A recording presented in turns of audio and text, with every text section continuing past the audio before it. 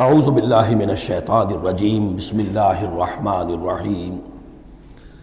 اس کے بعد 8 صورتیں وہ آ رہی ہیں کہ جن کو ہم سمجھیں گے جو اس وقت کا ترتیب ہے مصحف کی، کہ کورسپونڈنگ ترتیب جو ہے وہ ہے سورہ الفرقان سے لے کر اور سورہ سجدہ تک جو 8 صورتیں آئی تھیں، گویا کہ اسی طرح کی 8 صورتیں یہ آ رہی ہیں۔ ان میں بھی 7 وہ تھیں کہ جو حروف مقطعات سے شروع ہوئیں، 4 الف لام میم سے، 2 طاسین میم سے، 1 طاسین سے۔ البتہ ایک وہ تھی جو بغیر حروف مقطعات کے شروع ہوئی ہے، سورۃ الفرقان۔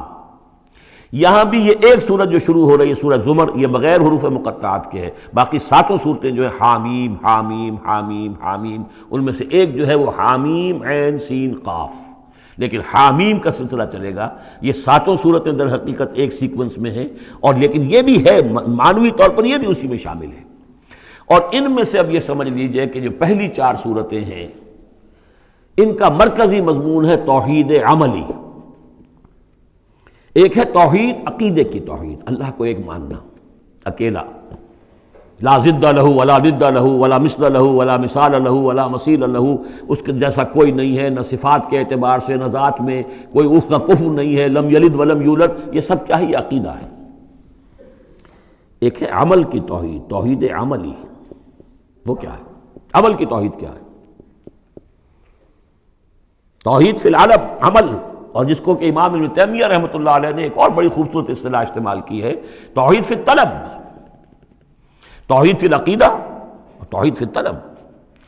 وہ طلب جو ہم پڑھ چکے ہیں سورہ حج میں، ضعف الطالب والمطلوب۔ یہ طالب و مطلوب کا جو ریلیشن شپ ہے، ہر انسان کا کوئی نہ کوئی مطلوب ہے، کوئی آئیڈیل ہے، کوئی آدرش ہے، کسی کے لیے وہ جی رہا ہے، کسی مقصد کے لیے۔ ایک انسانوں کی عظیم اکثریت ہے جو حیوانی سطح پر زندگی گزار رہے ہیں، جن کا کوئی مقصد زندگی ہے ہی نہیں۔ انسٹنکٹس جیسے کہ حیوانات ہیں، پیٹ میں بھوک لگی ہے وہ کھائے گا، ادھر ادھر منہ مارے گا۔ اسی طریقے سے اس کا جنسی جذبہ، اس کا ایک نظام ہے، اس کے تحت ہی ہوتا ہے۔ اس میں جنسی جذبہ اس طرح کا بھی نہیں ہے کہ بعض انسان جو ہے وہ سور بن جاتے ہیں جنسی اعتبار سے، وہ نہیں ہے ان کا ایک نظام ہے، بس انسٹنکٹ کے تحت ہے چل رہا۔ تو جو لوگ صرف اسی پر کھانا پینا، بچے پیدا کرنا، ان کو پال دینا، اگر یہ کام کر رہے ہیں، کوئی ان کی زندگی میں مقصد ہے ہی نہیں، تو وہ نرے حیوان ہے، انسان ہے ہی نہیں۔ اولئک کالانعام بل ھم اضل، وہ چوپایوں کے مانند ہے بلکہ ان سے بھی گئے گزرے ہیں۔ انسان کہلانے کا مستحق کم سے کم وہ شخص ہے کہ جس نے زندگی میں کوئی نہ کوئی مقصد معین کیا ہو۔ کس لیے جینا ہے، کس لیے مرنا ہے، زندگی کاہے کے لیے؟ وہ مقصد تو کیا ہے؟ اصل میں تو کیا تھا؟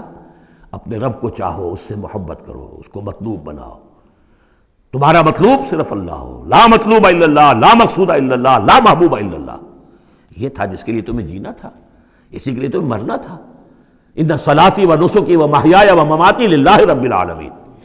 جس شخص کی یہ توحید نہیں ہے وہ عقیدے کی توحید لیے پھرے، عمل میں مشرک ہے، شرک فی العمل، جس کا تذکرہ پہلے بھی ہو چکا ہے۔ لیکن ان صورتوں میں اب ایک بڑے سیکوینس کے ساتھ آئے گی بات۔ ویسے وہ آیت ہم پڑھ چکے ہیں، ارأیت من اتخذ الہہ ہواہ افانت تکون علیہ وکیلا۔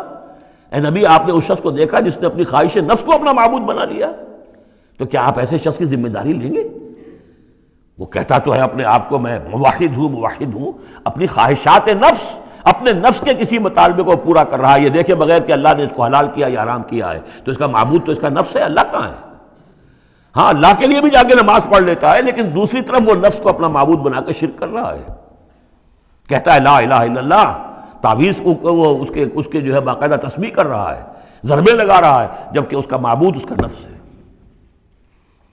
اسی طریقے سے حدیث میں آیا تعیس عبد الدینار و عبد الدرہم، ہلاک ہو جائے یا ہلاک ہو گیا درہم و دینار کا بندہ۔ نام عبد الرحمن ہے، حقیقت میں عبد الدینار ہے، اس لیے کہ دینار کے لیے حلال اور حرام کی ساری اس نے تقسیم ختم کر دی ہے۔ ڈالر آئے، پیٹرو ڈالر آئے، کچھ اور آئے، دولت آئے، چاہے حلال سے آئے، حرام سے آئے، جائز سے آئے، ناجائز سے آئے، یہ تو پھر معبود کون ہوا؟ دولت۔ ہندو میں اور آپ میں فرق کیا ہے؟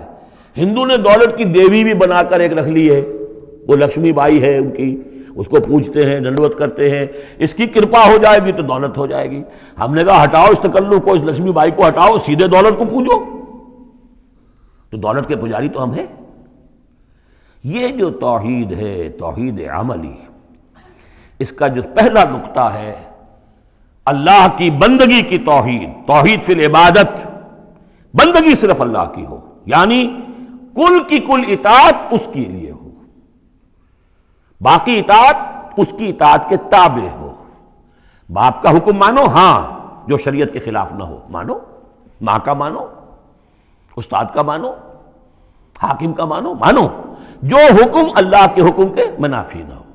لا طاعت لمخلوق فی معصیت الخالق، مخلوق میں سے کسی کی اطاعت نہیں ہوگی جس سے کہ خالق کی معصیت لازم آ رہی ہو۔ اگر یہ نہیں ہے اور مخلوق میں سے کسی کی بھی اطاعت آپ نے قبول کر لی ہے جس میں کہ خالق کی معصیت آ رہی ہے تو یہ شرک ہے، چاہے وہ مخلوق آپ کا اپنا نفس ہو، چاہے وہ کوئی حکام ہو، چاہے وہ کوئی اور ادارہ ہو، کوئی بھی ہو، وہ سب طاغوت ہیں۔ تو پہلی یہ سورہ زمر ہے، اس میں آپ دیکھیں گے کس تکرار کے ساتھ بات آ رہی ہے، اللہ کی بندگی، لیکن اس کے لیے اپنی اطاعت کو خالص کرتے ہوئے بندگی۔ چند آیتیں اس کی ہم پڑھ لیتے ہیں، ویسے یہ کہ وقت بہت کم ہے۔ بسم اللہ الرحمن الرحیم، تنزیل الکتاب من اللہ العزیز الحکیم۔ اگلی صورت شروع ہوگی تنزیل الکتاب من اللہ العزیز العلیم، صرف اتنا فرق ہوگا، یہ دونوں صورتیں جوڑے کی ہیں، آپس میں جوڑا ہے، حکیم اور علیم کا فرق ہے صرف، تنزیل الکتاب من اللہ العزیز الحکیم، تنزیل الکتاب من اللہ العزیز العلیم۔ اور یہاں حامیم نہیں ہے، وہاں سے حامیم شروع ہو جائے گا، جیسے سورۃ الفرقان بغیر حروف مقطعات کے ہے، باقی ساتوں صورتیں جو تھیں وہ ہم گن چکے ہیں وہ حروف مقطعات سے۔ اس کتاب کا اتارا جانا ہے اس اللہ کی طرف سے جو العزیز ہے، زبردست ہے، اور الحکیم ہے، کمال حکمت والا۔ انا انزلنا الیک الکتاب بالحق، اے محمد ہم نے آپ پر یہ کتاب اتاری ہے حق کے ساتھ۔ فاعبد اللہ مخلصا لہ الدین، بس بندگی کرو اللہ کی، اس کے لیے اپنی اطاعت کو خالص کرتے ہو۔ بندگی ہو رہی ہے، نمازیں پڑھی جا رہی ہیں، عمرے ہو رہے ہیں، حج ہو رہے ہیں، یہ ہو رہا ہے، وہ ہو رہا ہے، اور طاغوت کی اطاعت بھی ہو رہی ہے، حرام خوری بھی ہو رہی ہے، جو کچھ سارا کچھ چل رہا ہے ہماری زندگیوں کے اندر، سودی لین دین بھی ہو رہا ہے، وہ سب کیا ہے؟ یہ تو خالص بندگی تو نہ ہوئی اللہ کی، یہ تو بڑی پالیوٹڈ ہے، اس کے اندر تو بڑی بڑی گندگیاں شامل ہیں۔ فاعبد اللہ مخلصا لہ الدین، اس کے لیے اپنی اطاعت کو خالص کرتے ہو۔ الا للہ الدین الخالص، آگاہ ہو جاؤ، اللہ کے ہاں قبول ہے صرف وہ اطاعت جو خالص ہو۔ کچھ آدھی اللہ کی آدھی کسی اور کی، دفع کرو، وہ آدھی یہ بھی اسی کو دے دو۔ اللہ بہت غیور ہے، وہ قبول نہیں کرتا۔